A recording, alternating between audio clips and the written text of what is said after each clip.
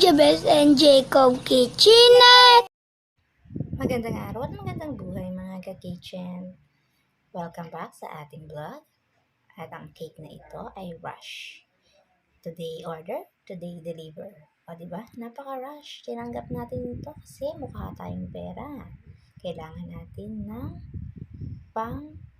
paanak. Dahil dito ay buntis pa ako mga ka-kitchen. And late upload dahil nanganak na ako.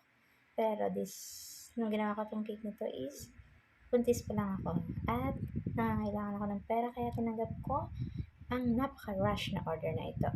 So, ang nag-order nito ay from Middle East and bound to Santo Domingo. Diba, dineliver pa natin ng Santo Domingo. Ang layo from Licab, Quezon. Yan ang dinaanan natin, Santo Domingo.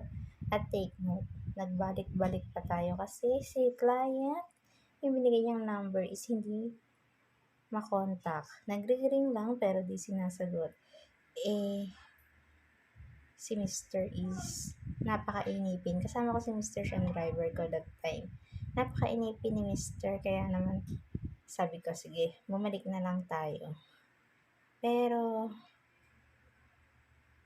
tinawagan ulit kami ng pipick ng cake, kaya binalik namin. So, napakaraming struggle ng cake na to. Bukod sa rush na siya, is nababalik-balik pa kay client.